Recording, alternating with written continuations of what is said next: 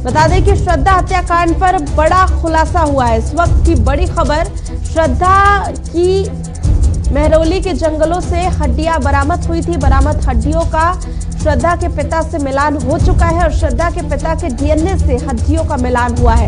इस वक्त की बड़ी खबर आपको बता दें कि महरौली के जंगलों से जो हड्डियां बरामद हुई थी उनका डीएनए टेस्ट किया गया है और वो डीएनए टेस्ट जो है श्रद्धा के पिता से मिल चुका है। यानी कि अब ये बात साफ हो चुकी है कि जो हड्डियां महरौली के जंगलों से बरामद की गई है वो श्रद्धा की ही हड्डियां हैं। यानी कि आफताब ने श्रद्धा के 32 टुकड़े करने के बाद जो हड्डियां फेंकने की बात कही थी वो बरामद हो चुके हैं और उनका डीएनए टेस्ट सामने आ चुका है। तो श्रद्धा के पिता के डीएनए से हड्डियों का मिलान हो चुका है।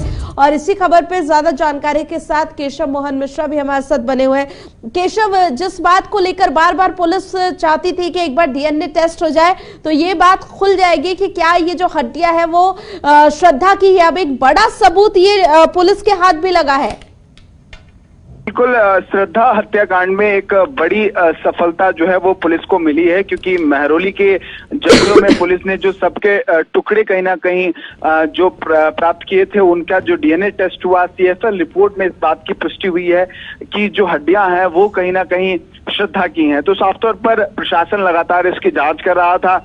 पुलिस ने जो सबके टुकड़े बरामद किए थे उसमें से उनको सीएफएल लैब में भेजा गया था। उसके बाद इस बात की पुष्टि हो गई है और अब पुलिस कहीं ना कहीं इस बात की श्योरिटी में आगे बढ़ती हुई दिखाई दे रही है कि इस पूरे हत्याकांड में आफताब का पूरा हाथ है। अग्रिम कार्रवाई को लेकर ये पूरी रिपोर्ट अब कोर्ट को सौंप दी जाएगी और आगे कहीं ना कहीं इस पूरे कांड में कहीं ना कहीं आरोपी जो है अब आफताब को बना दिया जाएगा।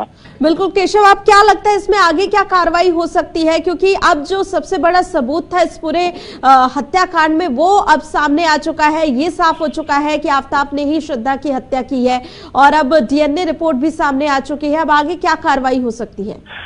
देखिए, बिल्कुल आफताब ने जिस तरीके से श्रद्धा हत्याकांड को अंजाम दिया है, लगातार उनके जो परिजन हैं वो फांसी की मांग करते रहे हैं, लेकिन अब प्रशासन और कोर्ट इस बात का फैसला करेगा कि आखिरकार आफताब के जुल्मों की सजा क्या होगी। क्योंकि जिस तरीके से लगातार इस पूरे प्रकरण को लेकर हाई प्रोफाइल जांचें होती रही हैं, लगातार प्रशासन ने हर पहलू को बहुत सीरियसली लिया और इस केस के हर पहलू को समझने की भी कोशिश की और इस बात के कहीं ना कहीं पहलू को भी समझा गया कि आखिरकार क्या इसके पीछे की वजह है। अब जब सबके टुकड़ों के सीएफएल रिपोर्ट में इस बात की पुष्टि हुई है तो स्वाभाविक रूप से बड़ी कार्रवाई जो है आफताब पर होने वाली है और अब कहीं ना कहीं जब ये पूरा मसला कोर्ट पे जाएगा, कोर्ट फैसला सुनाएगा कि आखिरकार इस पूरे प्रकरण में आफताब को क्या सजा सुनाई जाएगी।